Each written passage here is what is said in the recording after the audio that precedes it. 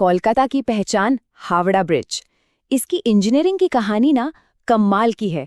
सोचिए, एक ऐसा स्टील का ढांचा जो दशकों से लाखों लोगों का बोझ उठा रहा है, और वो भी एक ऐसे रहस्य के साथ जो आज भी बड़े बड़े इंजीनियरों को हैरान कर देता है।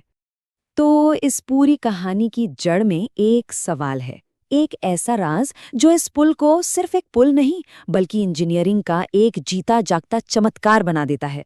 जरा सोच कर देखिए, 26,500 टन, इतना वजनी स्टील का ढांचा, और इस पर हर रोज 1 लाख से ज्यादा गाड़ियां और हाँ, 1.5 लाख से ज्यादा लोग गुजरते हैं रोज।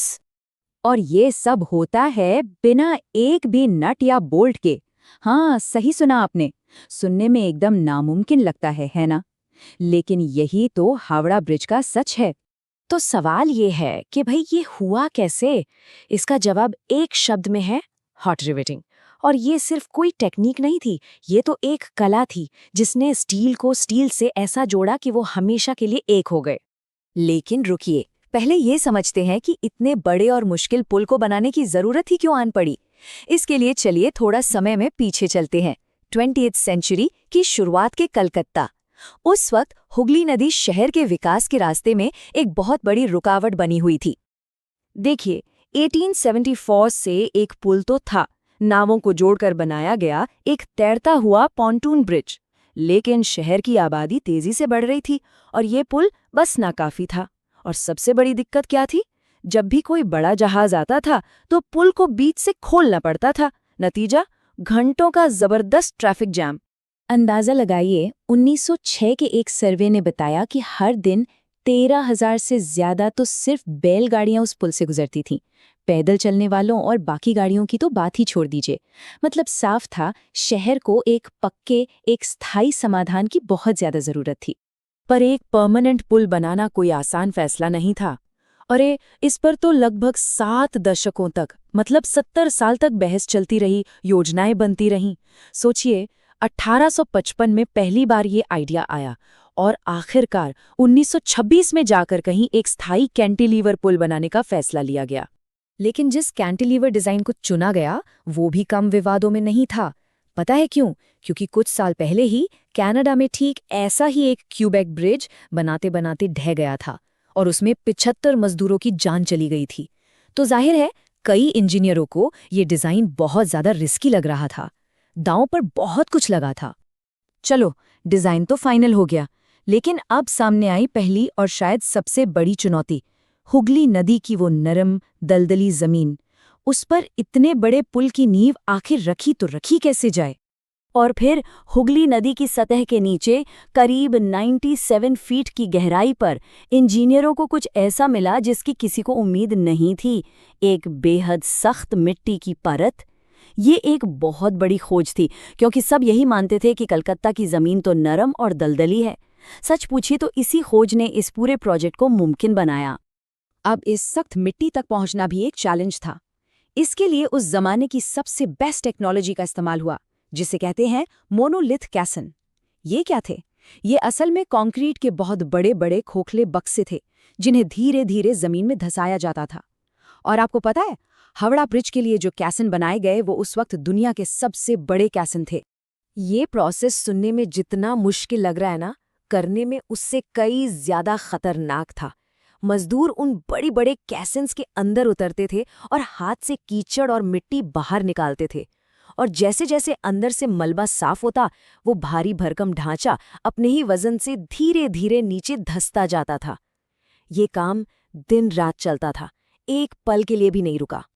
तो चलिए, नींव तो तैयार हो गई। अब बारी थी उसके ऊपर स्टील का वो विशाल ढांचा खड़ा करने की, जिसे हम आज देखते हैं। और ये कहानी सिर्फ इंजीनियरिंग की नहीं है, ये कहानी है इंटरनेशनल कोऑपरेशन की और मुश्किलों के बीच भी टिके रहने की। ये कंस्ट्रक्शन का काम ना एक कमाल की टीम वर्क का नतीजा था। देखिए, इंग्लैंड की क्लीवलैंड ब्रिज कंपनी सुपरविजन कर रही थी। स्टील को सही आकार देने का काम कलकत्ता की ही एक कंपनी बीबीजे ने संभाला।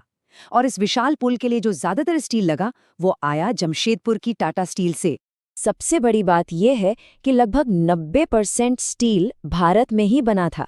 टाटा स्टील ने एक खास हाई स्ट्रेंथ स्टील अलॉय बनाया था जिसका नाम था टिस्कॉम। कह सकते हैं कि ये उस जमाने के मेक इन इंडिया की एक जबरदस्त मिसाल थी। और सोचिए, ये सब हो कब रहा था? जब पूरी दुनिया वर्ल्ड वॉर 2 की आग में जल रही थी। 1942 में जब पुल लगभग बनकर तैयार था, जापानी बॉम्बर्स ने कलकत्ता पर हमला कर दिया और हावड़ा ब्रिज उनके मेन टारगेट्स में से एक था। लेकिन इस खतरे के बावजूद काम एक दिन के लिए भी नहीं रुका। तो चलिए अब वापस आते हैं उस सबसे बड़े सवाल पर। बिना नट बोल्ट के ये पुल आखिर जुड़ा कैसे? जवाब है हॉट रिवेटिंग। जरा इस प्रोसेस को समझिए। एक टीम भट्टी में स्टील के रिवेट को एकदम लाल गरम करती, फिर उसे हवा में उछालती, कभी कभी तो 100 फीट ऊपर एक दूसरा वर्कर उसे कैच करता, फौरन उसे स्टील प्लेट्स के छेद में डालता और फिर तीसरा वर्कर उसे एक पावरफुल हथौड़े से पीटकर उसका दूसरा सिरा बना देता। और जब वो रिवेट ठंडा होता तो सिकुड़कर इतना मजबूत जोड़ बना लेता था जो वेल्डिंग से भी कहीं ज्यादा ताकतवर था। कमाल है ना? इतने बड़े, इतने ऐतिहासिक काम के बाद आप सोचेंगे कि कोई बड़ा फंक्शन हुआ होगा, कोई उद्घाटन, लेकिन नहीं। जंग के खतरे की वजह से कुछ नहीं हुआ। 3 फरवरी 1943 को पुल को बस चुपचाप रात के अंधेरे में खोल दिया गया। और जानते हैं इसे पार करने वाली पहली चीज क्या थी? एक अकेली ट्रैम, बस। भले ही इसकी शुरुआत इतनी खामोशी से हुई, लेकिन हावड़ा ब्रिज बहुत जल्द सिर्फ एक पुल नहीं रहा, वो कलकत्ता की पहचान बन गया, शहर के जज्बे का प्रतीक बन गया। ये पुल कितना मजबूत बना, इसका अंदाजा बस इस बात से लगा लीजिए। इसे 1943 में डिजाइन किया गया था, करीब 1 लाख गाड़ियों के लिए।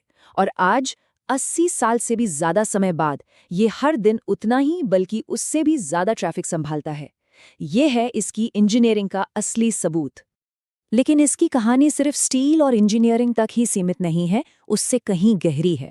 इसे बनाने वाले जो मजदूर थे वो हिंदू थे, मुस्लिम थे, सिख थे, पठान थे, सब थे। एक ऐसे दौर में जब देश में तनाव बढ़ रहा था, इस कंस्ट्रक्शन साइट पर हर त्योहार सब मिलकर मनाते थे। तो ये पुल हमारी एकता का भी प्रतीक है।